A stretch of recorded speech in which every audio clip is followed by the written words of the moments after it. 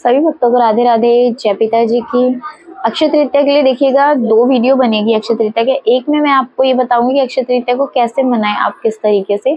दूसरा, आज मैं अक्षय तृतीया के दिन जो मेन जो मतलब कि मुख्य जो घटनाएं हुई हैं, जो घटित हुई है, महिमाएं जो वर्णन किया हुआ है, उसकी महिमा जो है मैं बताऊंगी आपको। तो ये वीडियो मेरे स्पेशल जो है वो महिमा के लिए, अक्षय तृतीया के दिन क्या क्या हुआ था।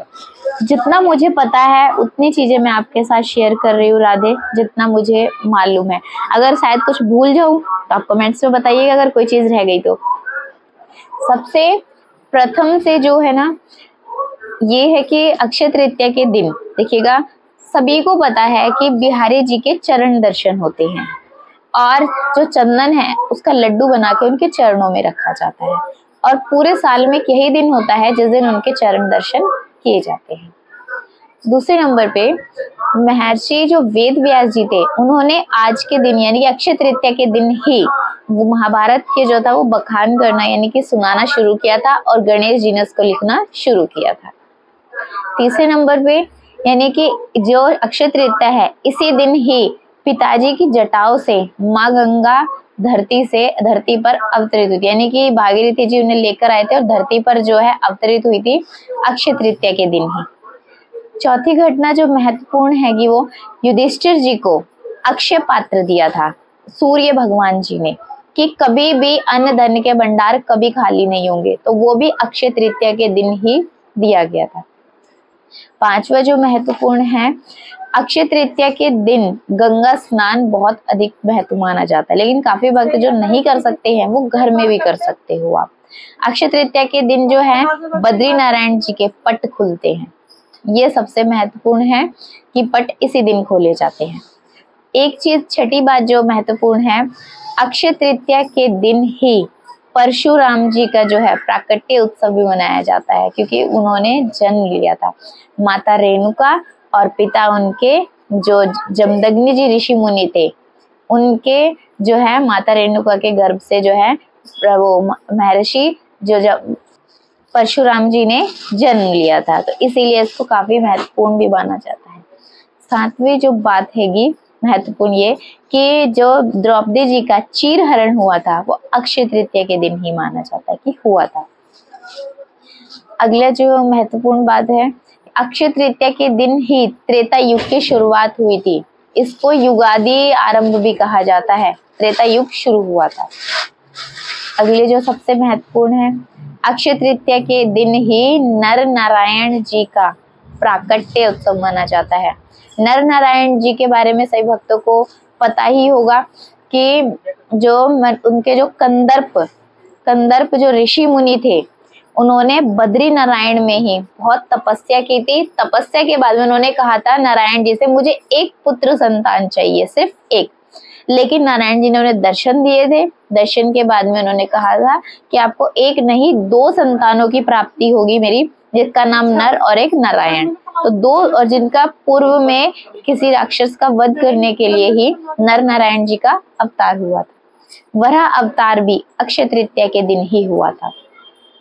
और जो ये अक्षय तृतीया के दिन ही माँ जो है अन्नपूर्णा, उनका पूजन किया जाता है। खीर बनाई जाती है चावल की, वो चावल की खीर उन्हें मतलब प्रसन्न होती है माँ अन्नपूर्णा चावल की खीर से, वो उनको प्रदान की जाती है, भोग लगाया जाता है। साउथ साइड में जो है इस दिन अक्षय तृतीया के दिन कुबेर जी का पूजन किया जाता है। अब इसकी मैं आपको छोटी सी मतलब थोड़ी सी मतलब बताती हूँ आपको कथा।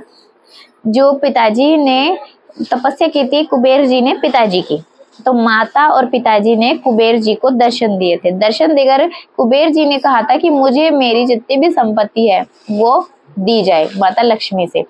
तो माता लक्ष्मी का उन्होंने पूजन करने के लिए कहा था कि आप पूजन करो, आपको प्राप्त हो जाएगा। तो माता लक्ष्मी का कुबेर जी ने पूजन किया था।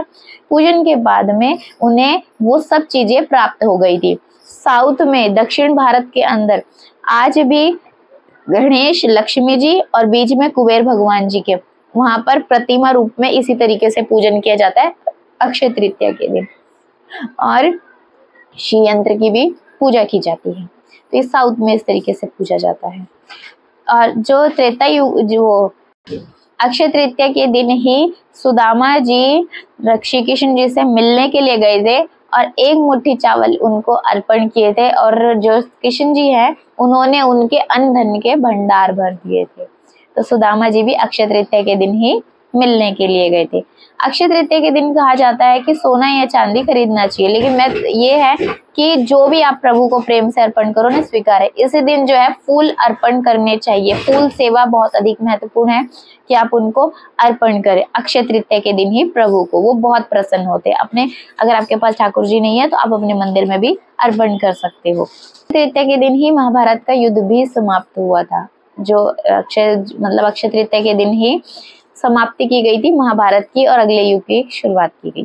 के दिन जो जो महत्वपूर्ण था, कुछ कुछ जितना भी मुझे याद था, ये काफ़ी समय से जो हमने सुना है अपने बड़े बुजुर्गों से और गुरुजनों से जो प्राप्त हुआ है, जो पता चला, वो मैंने आपके साथ शेयर किया। अगर कुछ भूल भी गई तो मैं शॉर्ट के माध्यम से आपको बता दूंगी। नेक्स्ट वीडियो जो अपलोड होगी उसमें अक्षय तृतीया को किस तरीके से मनाएं, किस तरीके से हमें लाला को करना है, वो मैं आपको अगली वीडियो में बताऊंगी। क्योंकि एक वीडियो में मैंने महिमा के बारे में बताया है कि क्या क्या जो हुए थे, और बाकी कुछ रह गए तो शॉर्ट के माध्यम से आपको पता चल जाएगा वीडियो को, ताकि आपको जितनी जानकारी है वो हमारे धर्म से जुड़े हुए जितनी भी चीजें हैं वो पता होनी चाहिए। यही माध्यम रहता है बताने का।